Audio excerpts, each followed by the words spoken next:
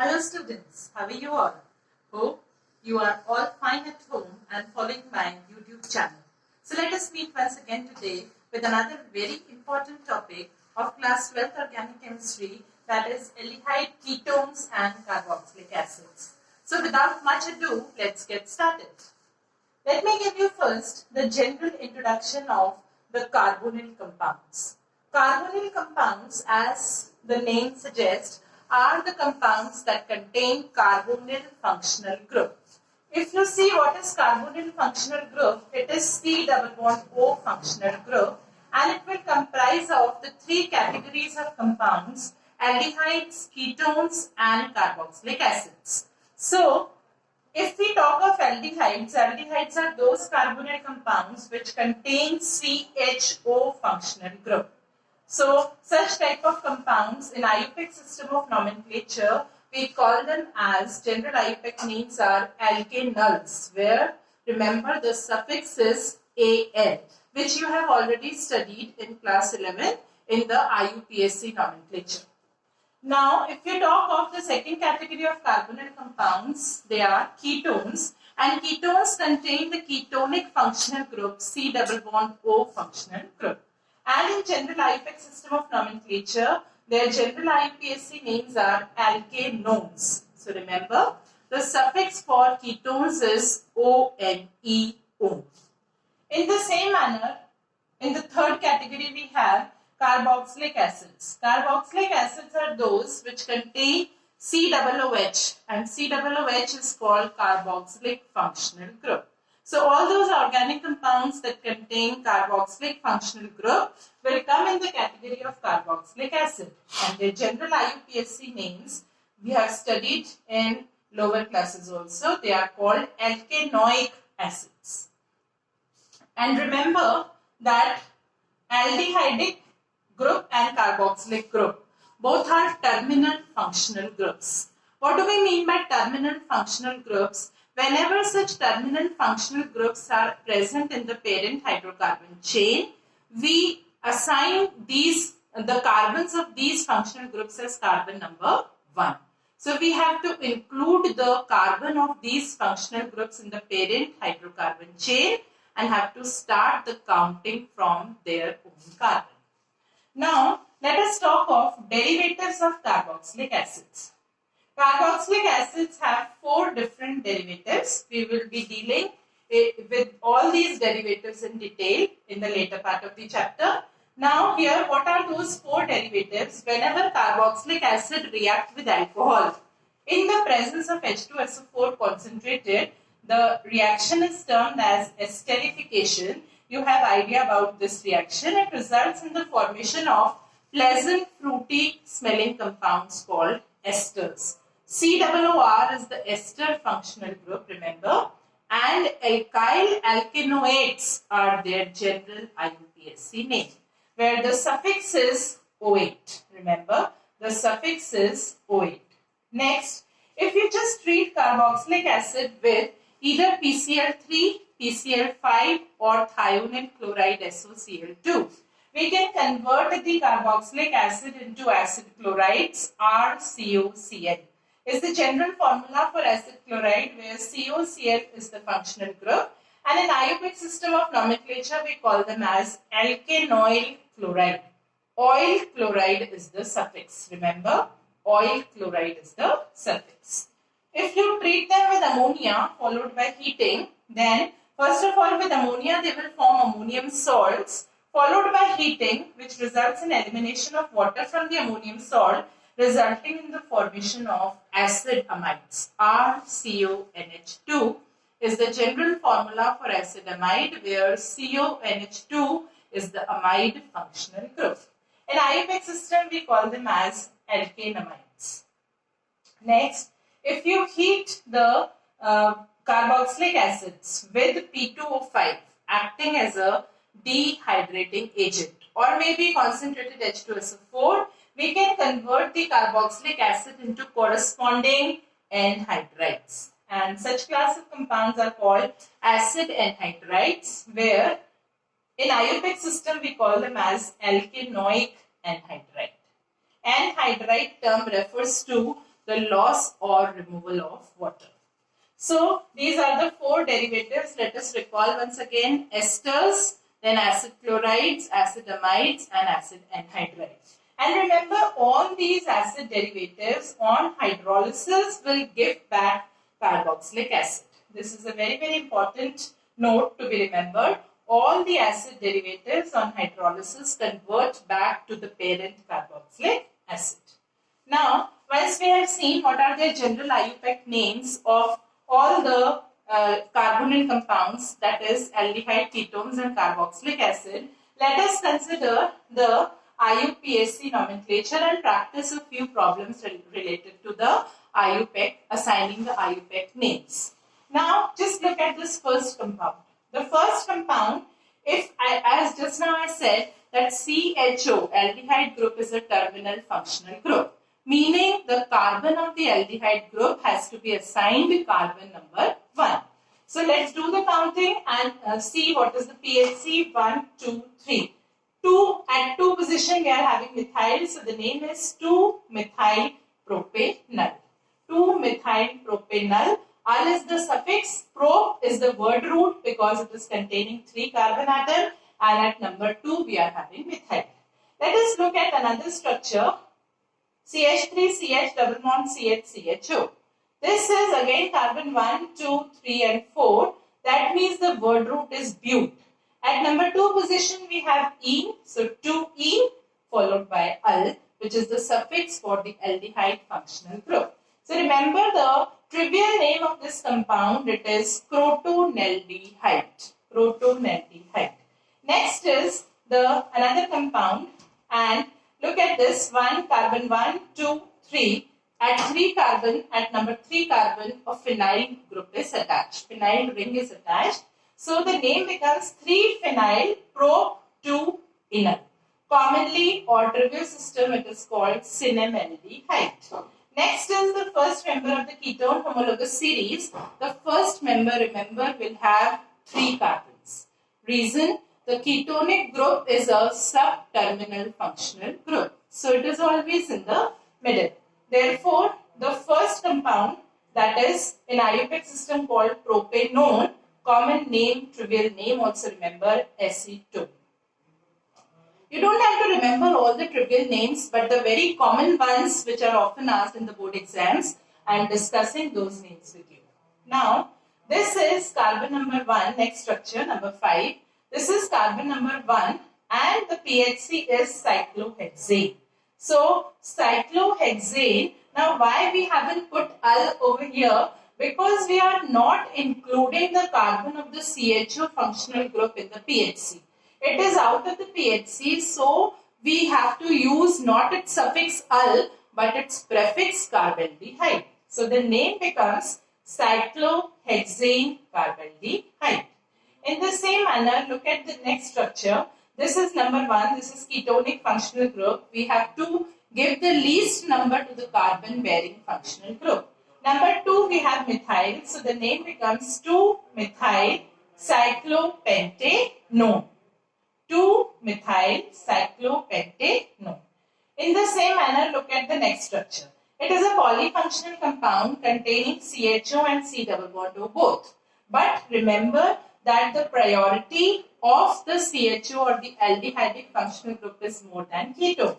So this becomes our carbon number 1, 2, 3, 4 and 5. So we call it as 3-oxopentanol. Or instead of oxo, we may use the prefix keto for C double bond O functional group, which is here in this case secondary functional group. 3-oxopentanol. Next structure is benzene 1,2 dicarboxylic acid. Benzene 1,2 dicarboxylic acid is commonly called phthalic acid. Now, why we haven't used oic acid here? Again, the carbons of the functional group are not a part of PHC. So, we cannot use oic acid. Instead, we will have to use carboxylic acid.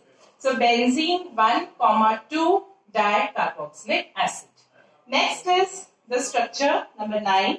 Just have a look. 1, 2. At number 2, we are having phenyl groups. So, 2-phenyl ethanoic acid. 2-phenyl acid. Next is another structure where again a polyfunctional compound, and we know that the OH is of less priority as compared to COOH. So the name becomes 2-hydroxypropanoic acid, commonly known as lactic acid, which is present in curd also. 2-hydroxypropanoic acid. The last structure, just have a look, 1, 2, 3. So the name is prop-2-enoic acid, commonly called acrylic acid. So this was all about the IUPAC nomenclature. Now let us proceed to the general methods to prepare aldehydes and ketones.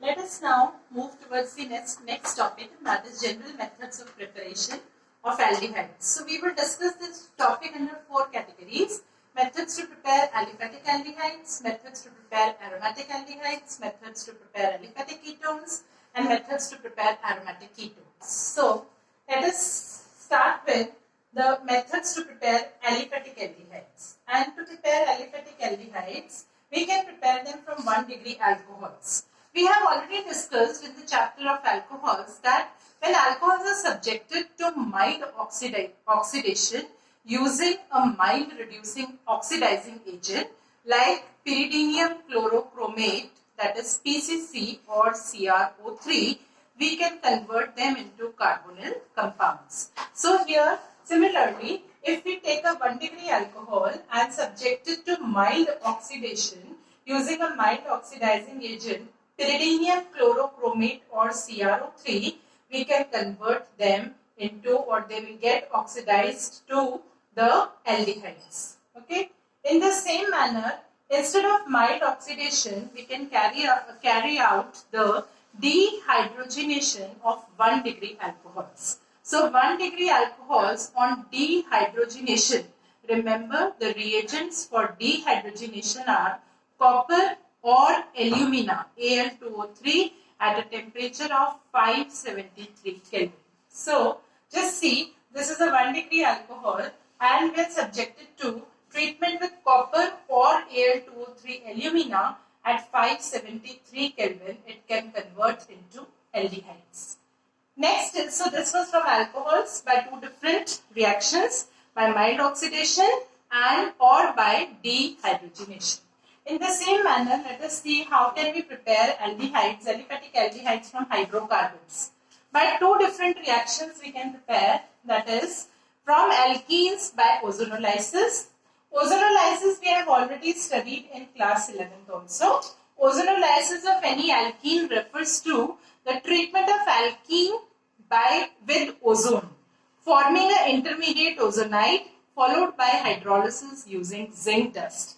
So here also, just see, this is an alkene, and this alkene when subjected to ozonolysis, it forms an intermediate ozonide followed by treatment or hydrolysis with zinc dust. It results in the formation of aldehyde.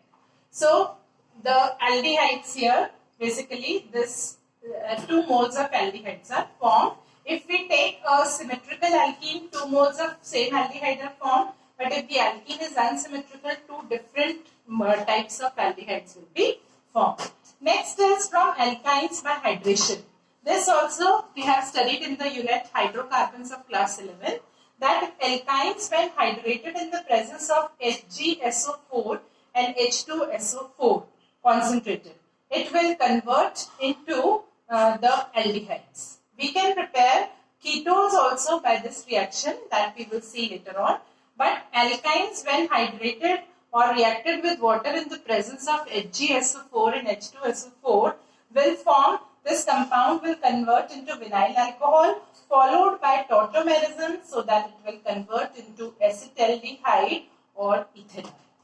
Next is a very important new reaction, that is from acid chloride by Rosenmund reaction.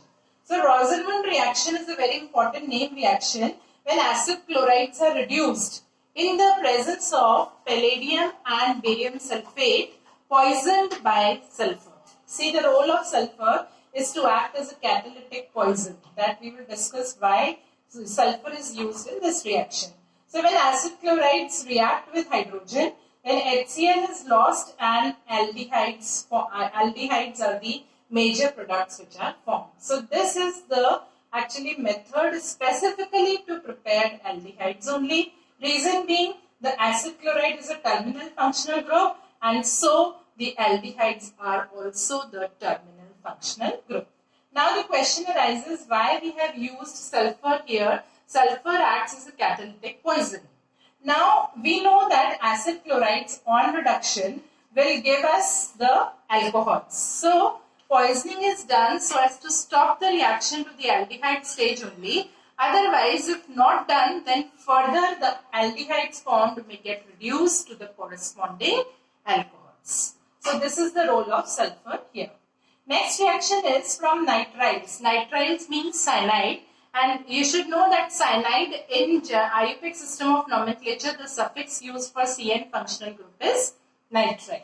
So how can we prepare from nitriles and esters? So this is again a very important name reaction which has already been discussed in the video lecture 1.3 relevant to name reactions. Let us see once again.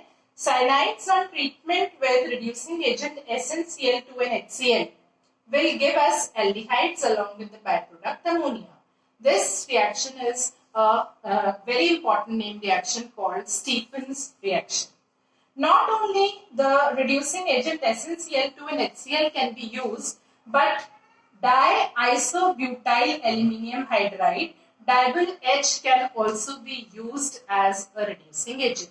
DIBALH stands for D for di, I for iso, B for butyl, Al for aluminium, H for hydride. And remember, this is the formula of diisobutyl aluminium hydride, which acts as a reducing agent. And the role of this reagent is to convert the cyanides to aldehydes, and also it may convert the esters to aldehydic functional group. Let us see. Here we have taken cyanide, and when we treat it with dibyl H, then it will convert into aldehyde. Or we may take esters and treat it with dibyl H. They also can be converted to aldehydes. So this is from nitriles and esters by the process of reduction. Maybe using SnCl2 or HCl or dibyl H, diisobutyl aluminium hydride. Next is by treatment of HCl with Grignard reagent. Reaction with Grignard reagent normally is a ascent up reaction. Why? Because it will increase the number of carbon atoms. So let us see Grignard reagent CH3NgBr we have taken methyl magnesium bromide, and we are treating it with HCN, hydrogen cyanide. So this C is positive, this N is negative, here Mg is positive and CH3 is negative.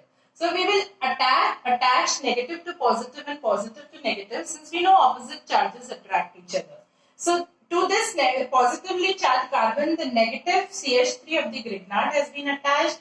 This triple bond has been converted to double bond, and to this negative nitrogen of the HCN, MgBr positive of Grignard has been attached, followed by hydrolysis so that we can convert it into aldehyde along with the byproduct amino magnesium bromide, MgBrNH2. So these were the general methods to prepare aliphatic aldehydes. Now we move on to the methods to prepare aromatic aldehydes. And how can we prepare aromatic aldehydes? We can prepare, suppose we have to prepare benzaldehyde, C6H5CHO. So we can prepare it from toluene. Toluene is CH3 attached to the benzene ring. Toluene is CH3 attached to the benzene ring. So if we are asked to prepare benzaldehyde, this is toluene, and from toluene we can prepare benzaldehyde by two different reactions, rather three. Let us see. One is a very important reaction. Look at the right side. CrO2Cl2, CS2 and H3O+. CrO2Cl2 is called chromyl chloride, and CS2 and H3O+, in the presence of these reagents, we can convert toluene to benzaldehyde. We have already studied this reaction. It's an important name reaction called Itard's reaction. Let us see on the left side. Left side, toluene when treated with CrO3 in the presence of acetic anhydride, followed by hydrolysis in acidic medium, it can convert into benzaldehyde. Next or third is the by side chain chlorination of toluene. This is toluene. When it is treated with chlorine in the presence of sunlight, then the two hydrogens attached to this carbon of the benzene ring, that is methyl, the two hydrogens of the methyl group get replaced by chlorine. Followed by hydrolysis, when it is hydrolyzed, it is a gem dihalide. When it is hydrolyzed, then both the Cls will be replaced by OH, and 2 OH on one carbon is unstable, so it will remove water and it will result in the formation of benzaldehyde. So let us recall once again that benzaldehyde from toluene can be prepared by three different reactions. One is CrO2Cl2. In the presence of CS2 and H3O plus, it can convert into benzaldehyde by Itard's reaction. Another is CrO3 and acetic anhydride followed by hydrolysis in the presence of H3O plus can be converted to benzaldehyde. And third one is side chain chlorination. First, treat the toluene with chlorine in the presence of sunlight so that it will form a gem dihalide followed by hydrolysis, then removal of water, resulting in the final product benzaldehyde. Next is again an important reaction, and the reaction is called Gattermann-Koch reaction. Different from Gattermann reaction which we studied in haloalkanes. Gattermann reaction, let me just recall what is Gattermann reaction. Gattermann reaction is the conversion of BDC to chloro or bromobenzene when treated with copper powder in the presence of HCl or HBr. But this Gattermann-Koch or Gattermann-Koch, the complete name is Gattermann-Koch aldehyde synthesis or Gattermann-Koch formylation. And we are treating benzene with CO plus HCl in the presence of anhydrous AlCl3 or maybe CuCl so that we can convert it into benzaldehyde. Important name reaction, remember, Gattermann-Koch reaction. Why we are calling it as a Ascent-up reaction? Because benzene has 6 carbon and benzaldehyde has 7. So 1 carbon has increased and that carbon has come from CO, carbon monoxide. So this is also Gattermann-Koch formylation. So this is all about the methods to prepare the aliphatic aldehydes, methods to prepare the aromatic aldehydes, and now we move on to methods to prepare the aliphatic ketones. Now, as we discussed, just similar to the preparation of aldehydes, we had taken here 1 degree alcohols and treated it with or subjected to mild oxidation or dehydrogenation. Similarly, here we will be using 2 degree alcohols, since the ketonic group is a sub-terminal functional group. So the same processes, that is mild oxidation or dehydrogenation, we can convert 2 degree alcohols to corresponding ketones. Next is from hydrocarbons, just similar reaction, maybe alkene. From alkenes by ozonolysis, so this is an alkene subjected to ozonolysis followed by hydrolysis using zinc dust, it can convert into ketones. And finally by hydration of alkynes, similar reaction, alkynes on treatment with water in the presence of H2SO4 and HgSO4 convert into ketones. So this is all about the methods to prepare. There are a few more methods to prepare aliphatic ketones that we will discuss. The number 3 method to prepare ketones is from acid chloride by treatment with dialkyl cadmium. Like aldehydes, we were preparing the aldehydes by reduction, Rosenmund reaction, palladium supported over barium sulfate poisoned by sulfur. Unlike that method, ketones cannot be prepared because ketonic group is a sub-terminal functional group. So from acid chloride, if we have to prepare ketones, we need to treat it with dialkyl cadmium, R2CD, dialkyl cadmium. Now let us first see how can we prepare dialkyl cadmium. If we treat any Grignard reagent with CdCl2, cadmium chloride, we can convert it into R2CD, which is dialkyl cadmium, and this dialkyl cadmium is then treated with acid chloride so that it forms ketone along with the byproduct CdCl2. So this is from acid chloride. By treatment with dialkyl cadmium, we can prepare the ketones.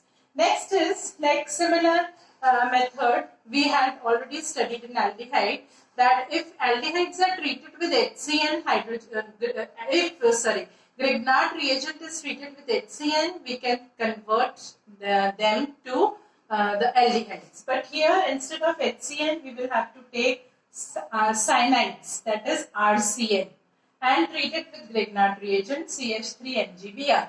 So RCN, that is CH3CN, when treated with CH3MgBr, again the same mechanism here also follows, that the negative part CH3 of the Grignard attaches to the positive carbon of the CN part, and vice versa, and the positive MgBr part attaches to the negative nitrogen, followed by hydrolysis resulting in the formation of ketones as the major product. So remember the comparable methods, that Grignard reagent with HCN will give you aldehydes, but Grignard reagent with RCN or higher cyanides will give you ketones. Now, how to prepare aromatic ketones? We can prepare aromatic ketone. This reaction also we have studied earlier, from benzene by Friedel-Crafts acetylation or acylation. So when benzene is treated with acetyl chloride or maybe acetic anhydride, both of them are acetylating agents. So when treated with CH3COCl in presence of anhydrous ClCl3, we can convert benzene into acetophenone. This is C6H5COCH3 is commonly called acetophenone, which is an aromatic ketone.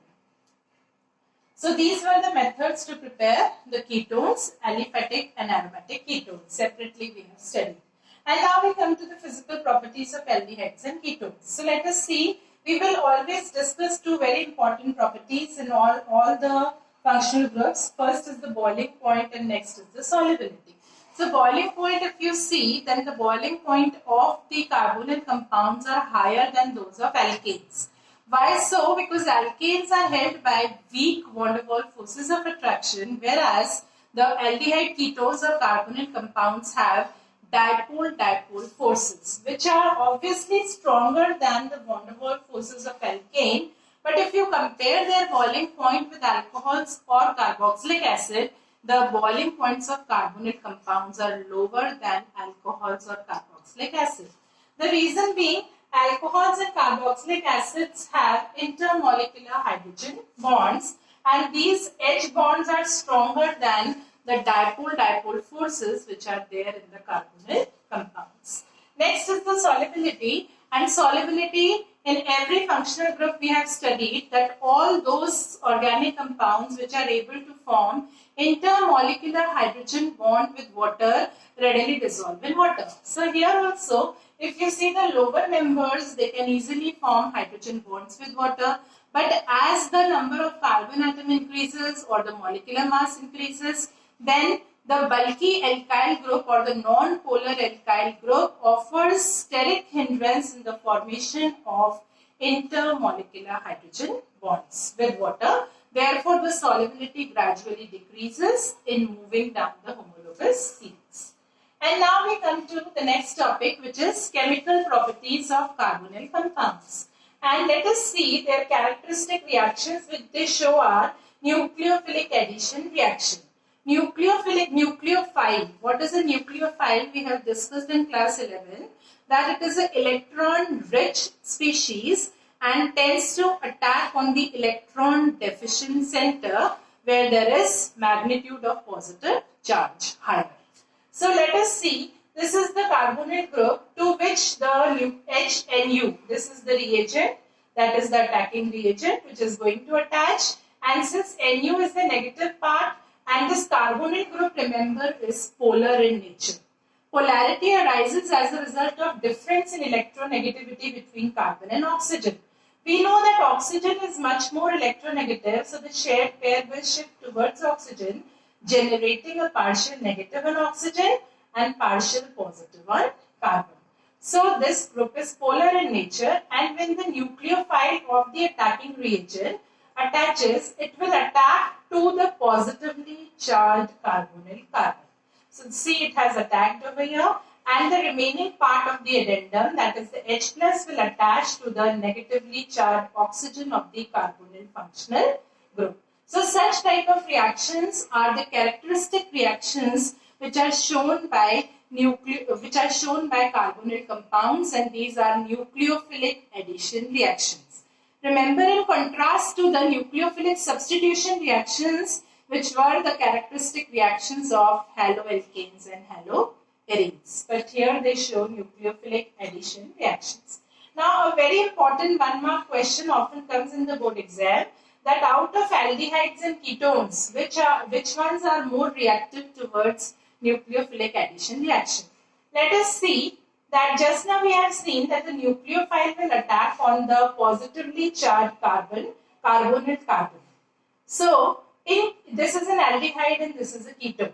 Let us see the R group in aldehyde tends to exert plus I effect, and the electron releasing effect will release the electrons to this carbonyl carbon, and in turn the positive charge of the carbonyl carbon, we call this term as electrophilicity. Electrophilicity on carbonyl carbon gets reduced.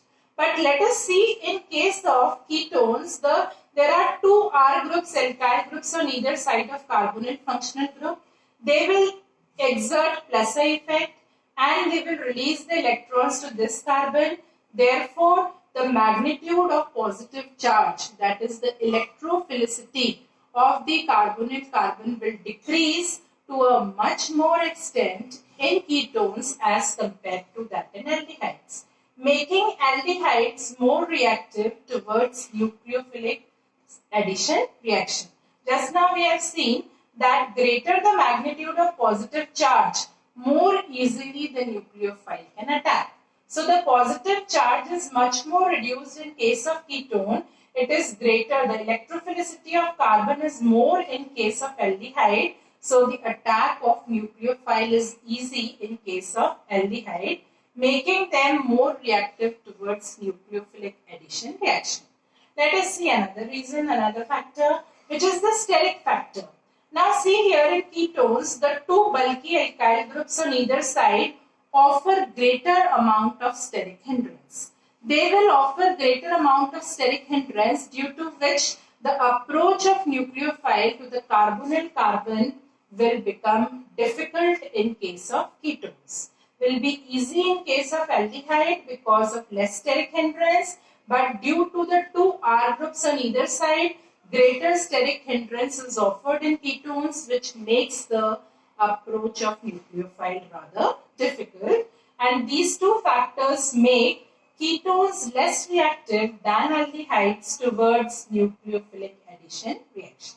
Very, very important question, which often comes as a reasoning question in your board exam. Now let us see finally the reactivity order towards nucleophilic addition reaction. Aromatic ketones are least reactive because they have steric hindrance also, and plus the electrophilicity of carbon in ketones is comparatively less.